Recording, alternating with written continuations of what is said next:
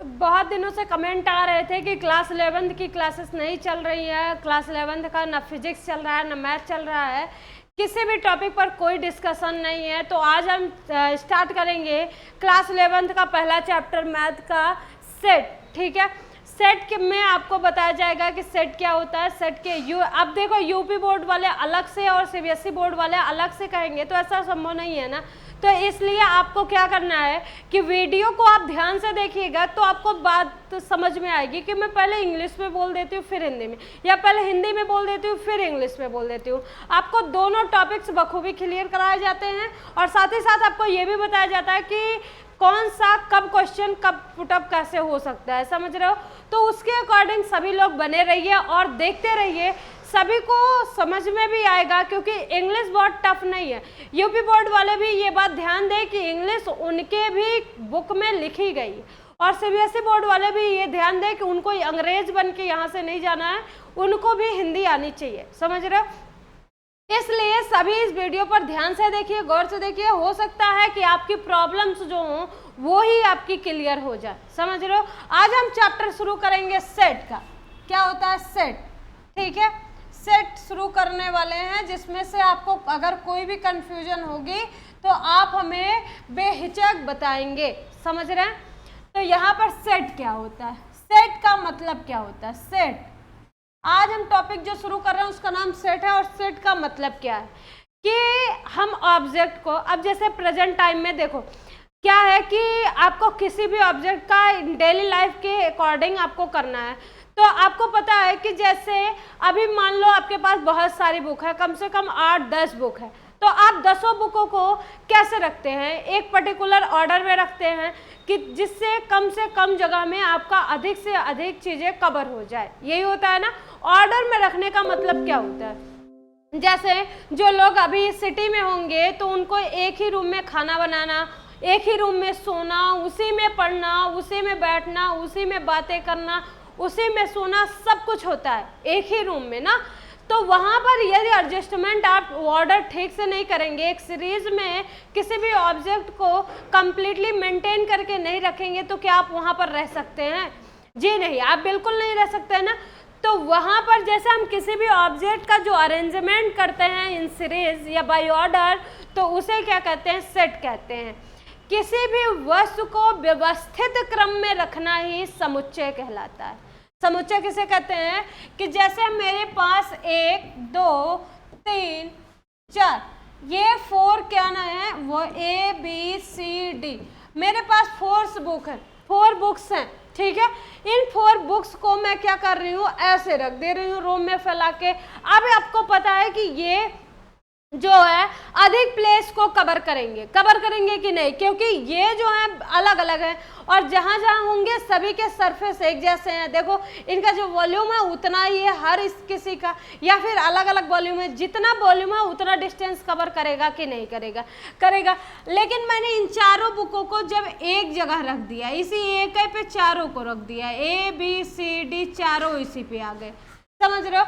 अब इतनी जगह में मतलब इतने ही वॉल्यूम सरफेस पर आपका क्या हो गया है, सारी बुक्स कवर हो गई हैं। तो इतनी दूर ना फैलाकर आप एक जगह पर जो अरेंजमेंट कर रहे हैं यही है आपका सेट। समझ में आई बात कि किसी भी ऑब्जेक्ट को, किसी भी चीज को यदि आप सेट में बाय ऑर्डर रखते हैं तो उसे ही समुच्चय कहते हैं, ठीक है। अब समुच्चय को सबसे पहले देखिए कि इसको समुच्चय जो होता है उसको डिनोट कैसे करते हैं। समुच्चय में हर टाइप का डिनोशन होता है।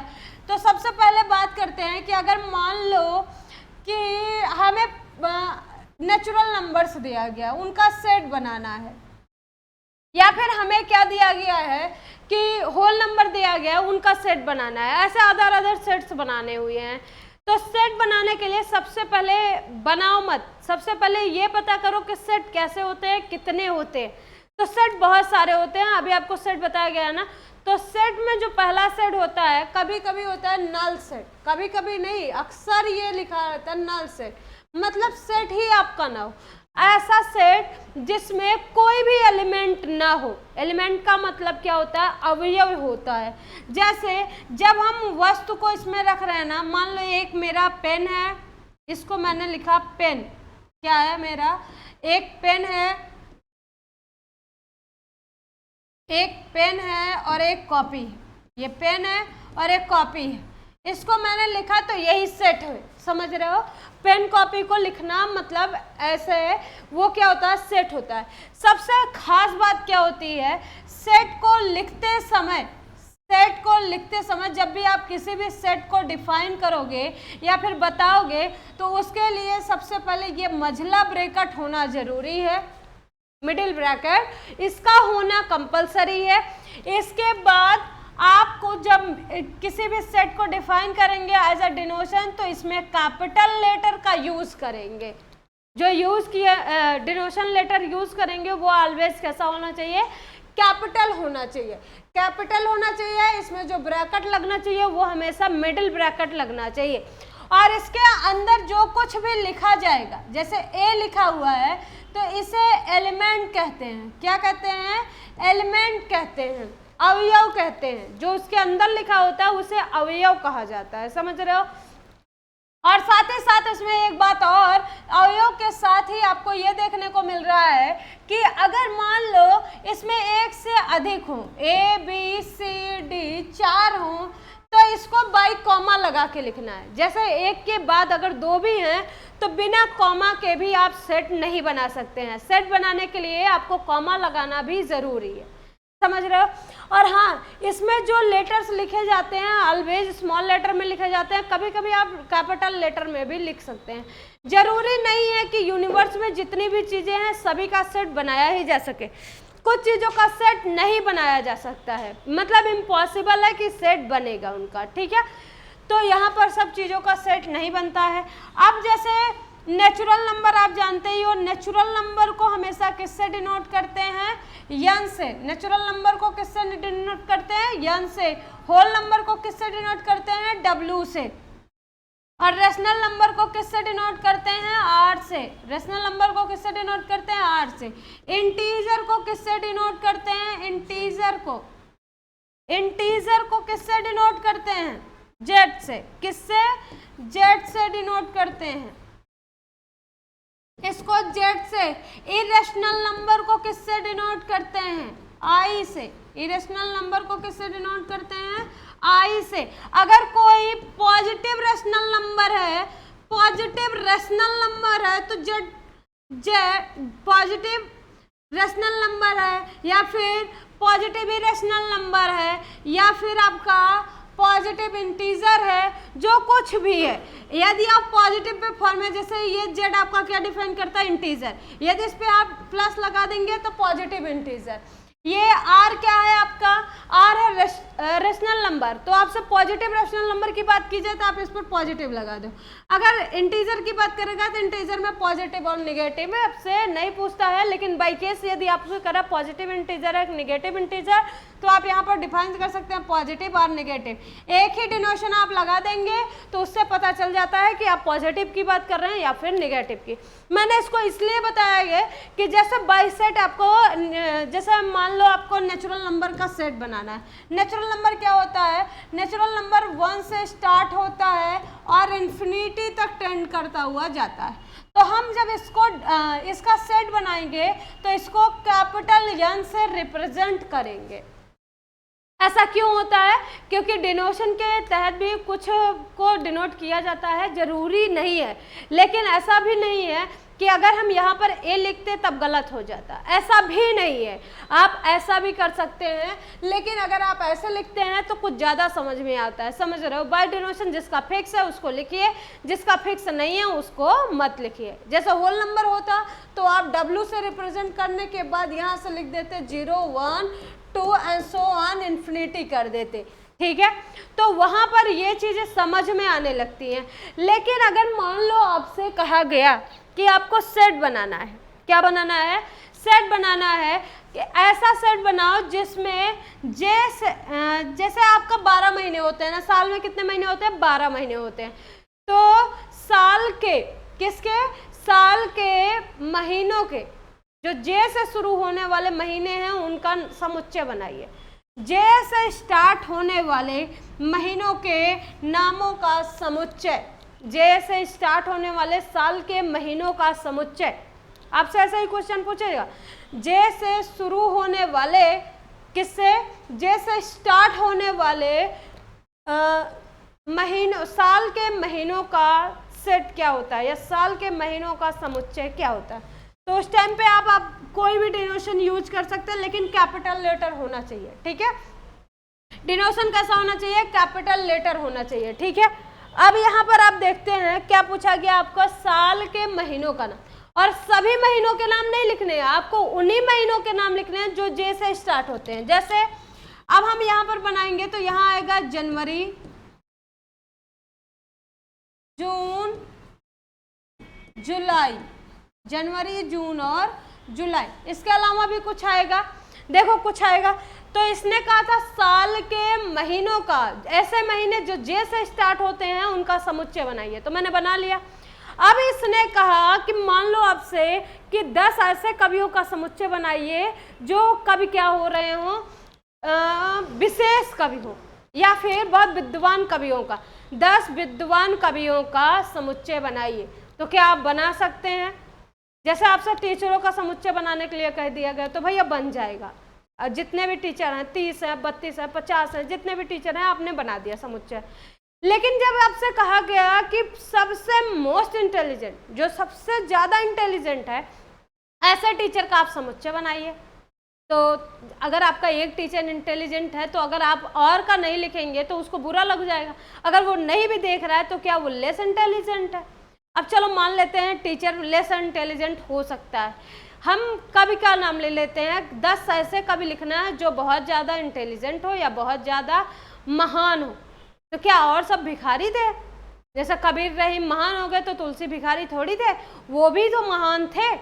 तो उस टाइम पे सेट नहीं बन सकता। हम किसी को नहीं कह सकते कि वो अच्छा नहीं है, या अच्छा नहीं है मतलब फेस कटिंग और वो सुंदरताएं की बात नहीं कर रहे हैं, हम बात कर रहे हैं क्वालिटीज के आधार पर। यदि आप किसी भी पर्सन को लेते हो, कोई भी पर्सन हो, छोटे से बड़ा या बड़े से छोटा, बहुत ही लोअर कैटेगरी का या बहुत ही अपर कैटेगरी का, सभी के पास एक ऐसा क्वालिटी होता है जो हर किसी के पास नहीं होता है। वन स्पेशल क्वांटिटी, जो क्वालिटी होती है, वो स्पेशल क्वालिटी एक पर्सन के अंदर हमेशा रहती है। पर्सन के अंदर एक ठो हमेशा रहेगी, चाहे जो हो जाए, समझ रहे हो।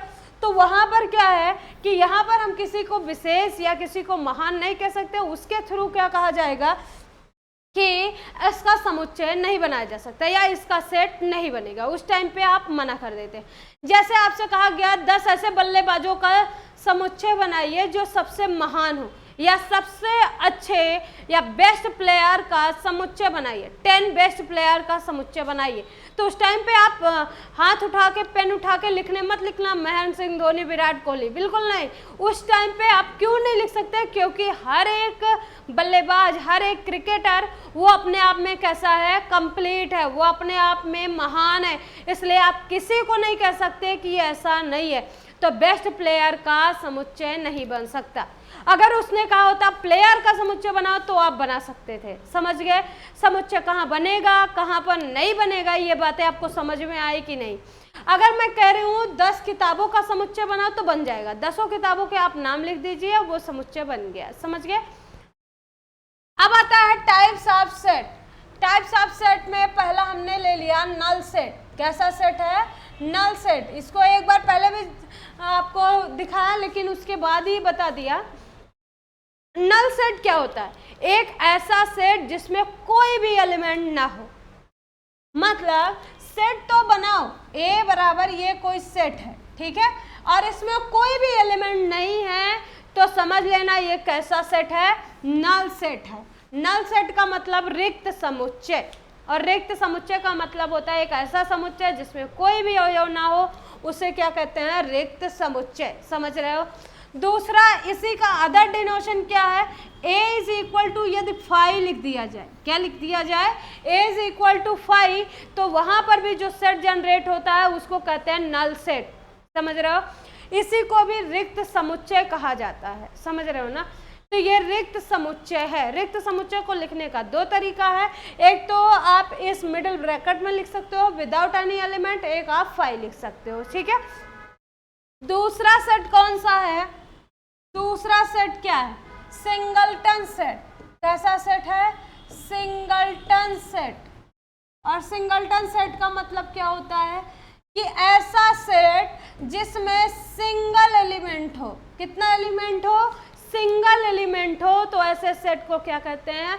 सिंगलटन सेट कहते हैं। ऐसे सेट को क्या कहते हैं? सिंगलटन सेट कहते हैं, जिसमें वन, अब जरूरी नहीं ए ही हो, अथवा करके आप कह सकते हैं ए इज इक्वल टू 1, या फिर आप कह सकते हैं इसी को बी इज इक्वल टू 2। ये सब कैसे सेट है? सिंगलटन सेट है। मतलब क्यों ऐसा है? क्योंकि इसमें केवल और केवल कितने एलिमेंट है? सिंगल एलिमेंट है। समझ में आई बात? अब इसके बाद आपसे कहता है फाइनाइट सेट क्या होता है? कौन सा सेट? फाइनाइट सेट क्या होता है? फाइनाइट सेट क्या होता है?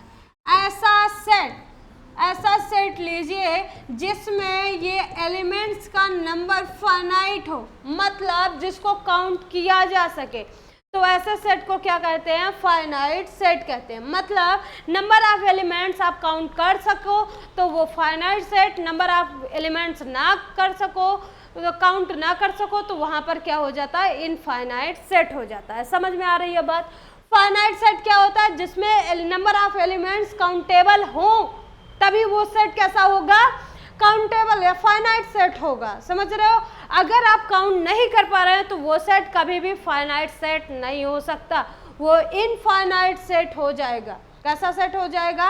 इनफाइनाइट सेट हो जाएगा, जिसको आप 100% नहीं दे सकते हो। जैसे अब मान लो a is equal to AEIOU है, क्या ये फाइनाइट सेट है? बिल्कुल है, क्योंकि इसमें एलिमेंट का नंबर कितना है? 5 एलिमेंट्स है, इसलिए ये सेट कैसा है? फाइनाइट सेट है। ये कैसा है? फाइनाइट सेट है। लेकिन अगर इनफाइनाइट सेट की बात की जाए, इनफाइनाइट सेट की, तो वो कैसा सेट होता होगा? तो एक ऐसा सेट जिसका काउंटिंग नंबर हो ही ना सके, मतलब उसको नंबर ऑफ एलिमेंट को काउंट ही ना किया जा सके, वहां पर आपका जो सेट जनरेट होता है ना, उसे क्या कहते हैं? Infinite set. जैसे a is equal to number of points in a number of points on a straight line, points on a straight line, straight line. एक स्ट्रेट लाइन पर नंबर ऑफ पॉइंट्स कितने होते हैं? तो वहां पर आप गिन सकते हैं। यहाँ पर इन्फिनिटी होते हैं। एक नंबर लाइन है, ऐसे रेखा है, इस पर कितने बिंदु हो सकते हैं? अनंत हो सकते हैं। गिन नहीं सकते हो कितने हैं, अनंत हो सकते हैं। इसलिए आप कहते हैं कि इस पे जो पॉइंट्स हैं वो एक नहीं, दो नहीं, बहुत सारे हैं, और ये इनफाइनाइट सेट में आता है। समझ में आया?